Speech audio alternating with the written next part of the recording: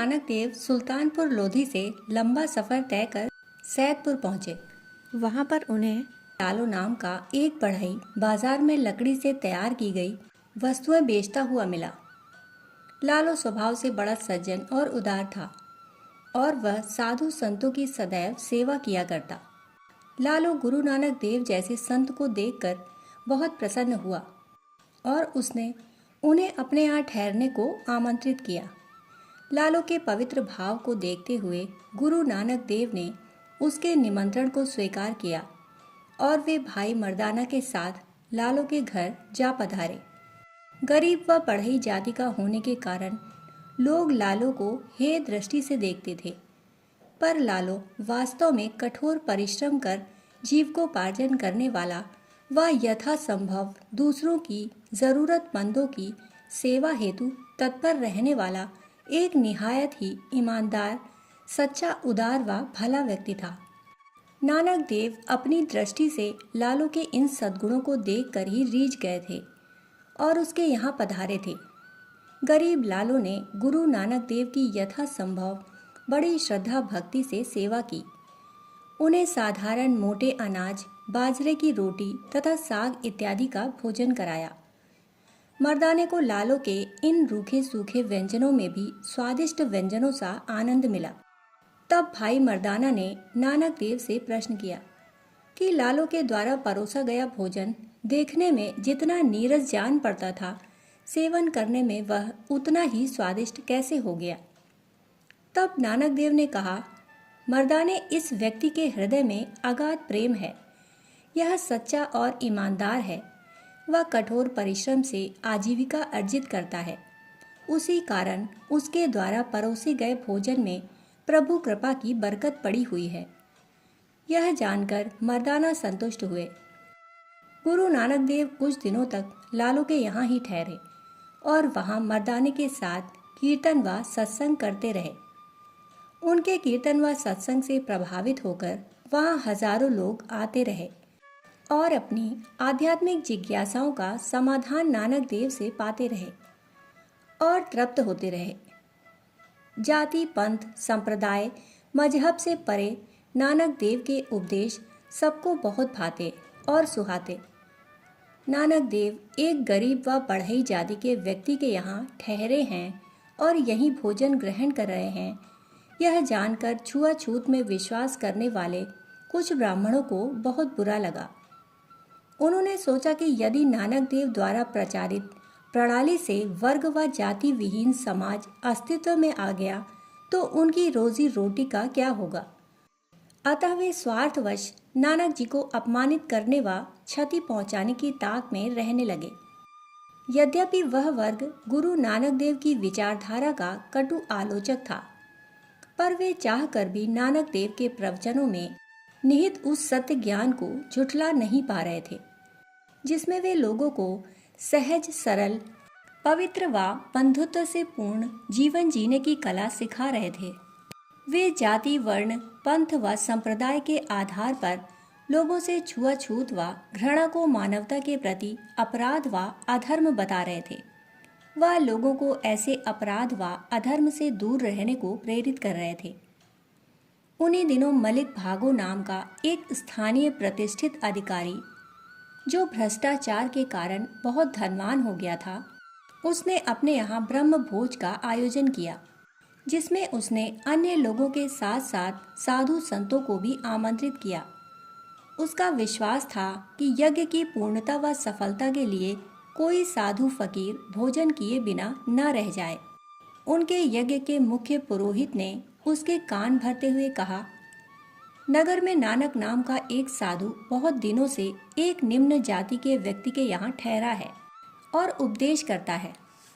उसने तो धर्म कर्म सब भ्रष्ट कर दिया।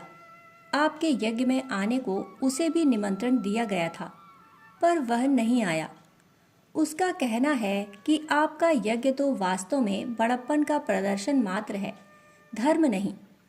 अहंकार में आकर मलिक ने कहा, यदि ऐसा है तो उसे बलपूर्वक मेरे सम्मुख उपस्थित करो। यह आदेश पाते ही उसके लोग नानक जी को खोज कर ले आए। मलिक भागो ने नानक जी से प्रश्न किया, देखने में तो तुम कुलीन परिवार के मालूम होते हो। तुम एक शूद्र के घर का भोजन करते हो, पर मेरे यज्ञ का नहीं। इसका तुम कारण बताओ। नानक देव ने कहा, मलिक साहब, पहले आप यह बताएं कि शास्त्रों में किसी व्यक्ति को अहंकार व बलपूर्वक भोजन कराने से मनोवांछित फल की प्राप्ति होने की बात कहीं लिखी है? मलिक ने कहा, नहीं, पर जब आप लालू जैसे गरीब व निम्न जाति के व्यक्ति के यहाँ भोजन कर सकते हैं, तो फिर मेरे यहाँ भोजन करने में आपको क्या आपत्ति है? नानक देव बोले, क्या आप यह बताने का कष्ट करेंगे कि लालू बढ़ाई होने के कारण नीच जाति का कैसे हो गया और हम और आप ऊंची जाति के कैसे हो गए? क्या परमेश्वर ने हमारी शारीरिक बनावट में कोई अंतर रखा है? मलिक ने कहा, नहीं। नानक जी ने कहा, यदि ऐसा नहीं है तो इसका अर्थ यह हुआ कि हम जात पात का झूठा मनगढ़ंत ढोंग रचते हैं, जो कि मानवता के नाम पर एक बहुत बड़ा अपराध है। मलिक भागो ने पूछा, फिर आप ही बताएं कि नीचा कौन है और ऊंचा कौन? नानक देव जी बोले, उस प्रभु ने सबको एक सा बनाया है।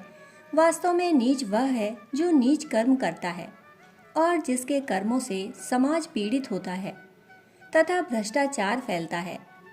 इसके विपरीत वही व्यक्ति श्रेष्ठ है जो श्रेष्ठ कर्म करता है और जिसके कर्मों से समाज में सुख शांति व समृद्धि बढ़ती है। व्यक्ति ऊंचा और नीचा जाति से नहीं वरन अपने अच्छे व बुरे कर्मों से होता है। मेरे इस दृष्टिकोण के अनुसार भाई लालो श्रेष्ठ व्यक्ति है, क्योंकि वह श्रेष्ठ कर्म करता है, अच्छे कर्म करता है। अपने कार्य से वह समाज की सेवा करता है। वह कठोर परिश्रम कर ईमानदारी पूर्वक अपनी आजीविका अर्जित करता है। वह कभी किसी की बुराई नहीं करता। वह सदैव सबसे प्रेम करता है। पर इसके विपरीत अधिकांश बड़े कहलाने वाले लोग समाज विरोधी कार्यों में संलग्न रहते हैं, जिससे भ्रष्टाचार फैलता है तथा जनसाधारण का जीवन कष्टमय हो जाता है। इस लूटपाट से समाज में अमीरी गरीबी की खाई और अधिक बढ़ जाती है।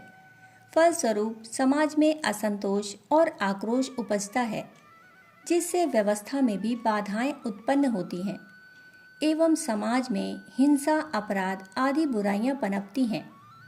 मलिक भागो ने पूछा, आप ही बताएं कि आजीविका कैसे अर्जित करनी चाहिए?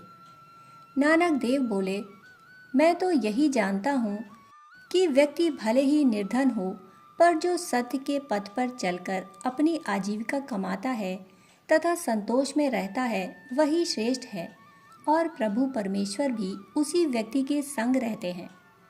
प्रभु की कृपा दृष्टि ऐसे लोगों पर ही रहती है। वस्तुतः जो लोग अपने अधिकारों का दुरुपयोग कर अनुचित कार्य करते हैं और अनुचित धन प्राप्त कर धनी बनते हैं और अपने काले कारनामों पर पर्दा डालने के लिए बड़े दानी होने का दंभ भरते हैं और दिखावा करते हैं, वस्तुतः ऐसे लोग ही नीच, छोटे और बौने हैं। मलिक भागो को गुरु नानक देव की बातें समझ में आ गईं। वह उनके चरणों में झुककर माफ़ी मांगने लगा और बोला, आपके कथन में मुझे सत्य दिखाई पड़ता है। मैं आज से आपको अपना आध्यात्मिक गुरु मानता हूँ। आप मेरा मार्गदर्शन करें। नानक जी उसे उपदेश करते हुए बोले, मलिक, प्रभु की कृपा सिर्फ यज्ञ करने का दिखावा व प्रदर्शन से प्राप्त नहीं होती, वरन हमारा जीवन भी यज्ञमय होना चाहिए। तभी प्रभु की हम पर कृपा हो सकती है। प्रभु सभी में विराजमान हैं और सर्वव्यापी हैं। अतः सर्वत्र प्रभु की उपस्थिति जानकर सदैव अच्छे कर्म करो और प्राणी मात्र की सेवा करो। यही प्रभु का कृपा पात्र बनने का मार्ग है। जब वह सभी में विद्यमान है तो कोई ऊंचा और कोई नीचा कैसे हो सकता है? इसका सीधा सा अर्थ है कि जन्म से कोई भी ऊंचा या नीचा नहीं है।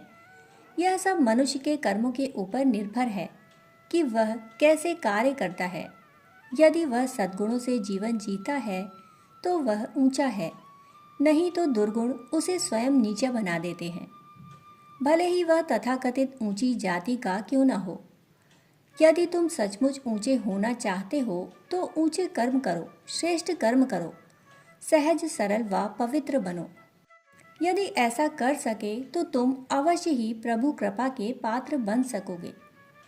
इस प्रकार मलिक भागो को उपदेश देकर नानक देव भाई मर्दानी के साथ अपने गंतव्य की ओर चल पड़े। दोस्तों, कहानी सुनने के लिए आप सभी का बहुत बहुत आभार। फिर मिलते हैं ऐसी ही कहानी के साथ। तब तक के लिए धन्यवाद।